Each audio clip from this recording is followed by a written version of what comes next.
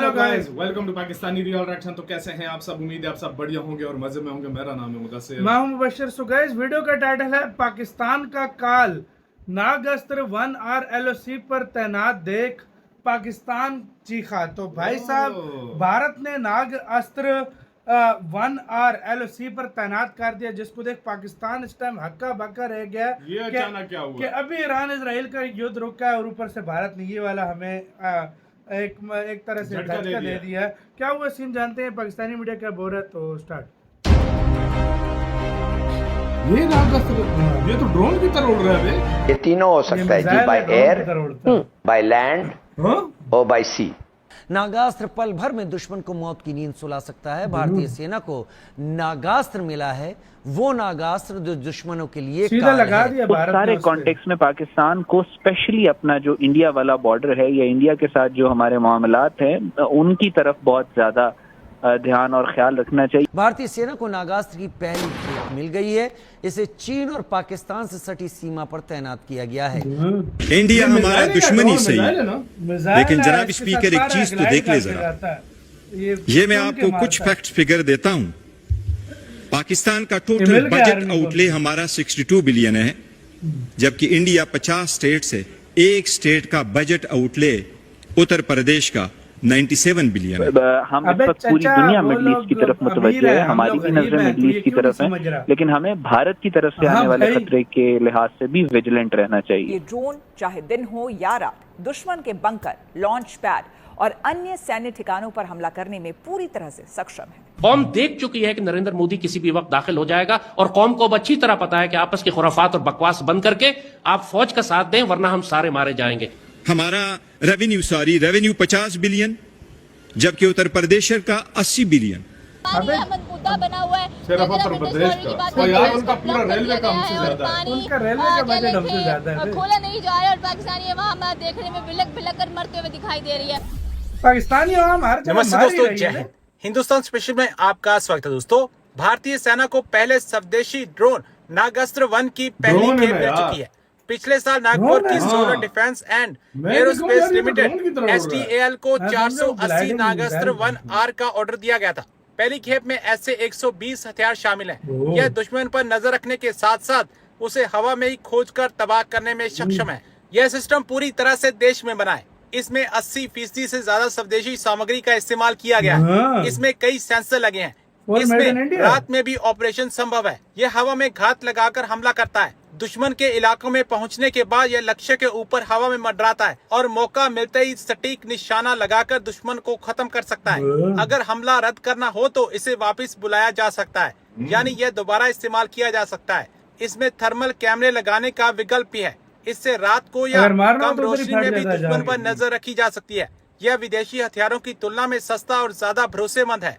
पानी कब तक पाकिस्तान का खुलने वाला है? ये खुलेगा ही नहीं है। इंडिया उसको अपने लिए डैम्स और जो ब्रिजेस हैं, डैम्स और जो कह लेंगे छोटे छोटे कैनाल्स हैं, उसमें डाइवर्ट करने वाले हैं। देखिए, पाकिस्तानी पब्लिक इस टाइम ये कह रही है कि अगर इंडिया पाकिस्तान का पानी नहीं खोलेगा या तो बारिशों के मौसम में उनके वहाँ पे फ्लड आएगा। तो मैं आप लोगों को एक बात क्लियर करता दूं, इस टाइम इंडिया जितनी बड़ी इकोनॉमी बन चुकी है, जितनी बड़ी पावर बन चुकी है, नरेंद्र मोदी, आप एक छोटी सी बात देखें कि कौन सा मुल्क हारा हो, फॉर एग्जाम्पल जंग हारा हो, उसके प्राइम मिनिस्टर को इनवाइट किया जा सकता है अपने मुल्क में?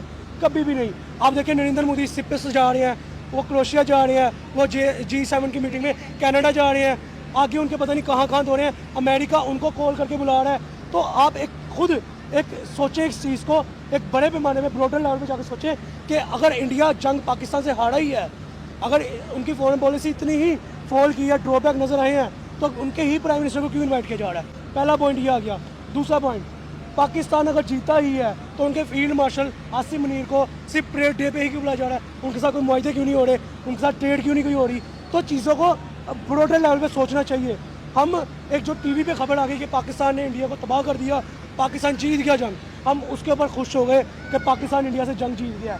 असल बात जो बीच की बात है वो किसी को भी नहीं आज तक पता, वो कोई भी नहीं सुनना चाहता, वो कोई भी नहीं जाना चाहता। क्या अगला नंबर पाकिस्तान का वाकई ही है, जो दानिश्वर है, जो प्रोफेसी मेकर्स हैं? अगर सच में ये बात साबित हो गई तो मतलब third world war on the edge नजर आ रहा है। असल में मुद्दा ये है कि जा रही है इंसानियत जा रही है। और जहाँ तक दानिश्वर की बातें कि जी पाकिस्तान के ऊपर हमला देखिए मैंने उसकी बात पहले की आपको कि आपने आज गालियां दी। कोई भी इस्लामिक कंट्री वो चाह रहे हैं कि एटॉमिक पावर ना कर सके। अब पाकिस्तान एटॉमिक पावर है, ठीक है, पाकिस्तान एटॉमिक पावर है, तो अब वो चाहेंगे कि पाकिस्तान इससे आगे मूव ऑन ना कर सके, न्यूक्लियर बॉम्ब्स की तरफ ना जा सके, तो जो एक सुपर पावर की निशानी होती है वो चीजें ना हो सके। जबकि इनको इतना ही नहीं पता पाकिस्तान में आज भी वही रोने हैं रोटी कपड़ा मकान के, ठीक है, आज भी 20 to 25%, 30% आबादी रोडों पे ही सो रही है, सड़कों पे ही सो रही है, वो सैलानी वालों के खाने ही खा रही है। इनको असल में ये जानने की ज़रूरत है कि बेसिकली मैं इसराइल से कह रहा हूँ कि इनको ये जानने की ज़रूरत है कि यार आपकी जंगें जिनके साथ है उनके साथ करो।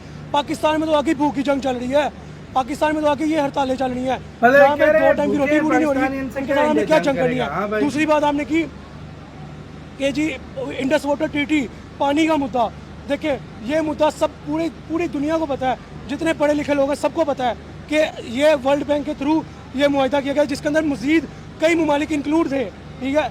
अब इंडिया की तरफ से 2 आई थिंक दरिया पाकिस्तान आते हैं जिसकी वर्ल्ड बैंक ने भी इजाजत दी थी कि इंडिया पानी यूज। जियोग्राफी की काफ़ी इसके पास इंफॉर्मेशन है, लेकिन ये सीधी इसकी बातों को रैप अप किया जाए ना तो ये कहता है कि भाई साहब हम इंडिया से नहीं लड़ सकते, इधर पानी को भूख को लाले पड़े हुए इंडिया से हम क्या जाने। और वो दूसरा जो वजीर जो पार्लियामेंट में हमारे कह रहा है कि इंडिया का बजट है, भाई इंडिया तुम उसके एक स्टेट उत्तर प्रदेश को क्या तुम अब छोटे मोटे उनके जो स्टेट है उनसे कंपैरिजन खुद को करो। बात कर रहे हैं पानी की।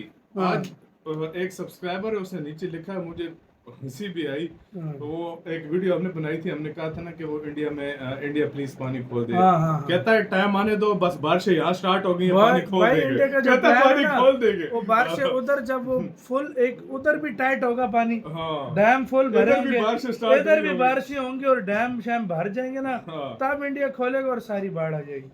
मतलब उससे ये बड़े मजे का मुझे थोड़ी हंसी भी, ये कहता है पानी चाहिए, थोड़ा सा सब्र करो, डैम खोलेंगे, बहुत कहता है इतना पानी आगे संभाल नहीं सकोगे ना, वो मानसून का भारत वेट। और यार नागास्त्र, हम पहले नागास्त्र मिसाइल समझे, वो मिसाइल भी कोई है ना जो टैंक को तबाह करता है, भी है वो ना, वो सॉरी नाग है भाई, नाग है, वो नाग है, ये नागास्त्र है, ये ड्रोन है, इसको वापस भी बुला लिया जाता है और ये वहाँ पे जाके फट भी जाता है, तो मतलब ये जाके आतंकवादियों के बीच में फट सकता है और इसको वापस भी बुला सकता है। और अगर आपको मिशन उधर ही अबॉर्ट करवाना हो, सीधी सी बात है, आने वाला दौर भाई ड्रोन का है। अब ये बातें मिसाइल और ड्रोन का है, अब ये बातें झूठ मतलब बहुत कम ही हो गई कि दूसरी की जगह में घुस जाओ और इलाके कब्जे करो। अब ड्रोन और इसके मिसाइलों का दौर है भाई, सही बात है, और एयरक्राफ्ट का दौर है, सही बात है, सही बात। तो आपकी क्या राय है, बताना आप क्या सोचते हैं सारे मामले पे, अपनी राय दीजिएगा कमेंट सेक्शन में। तो यार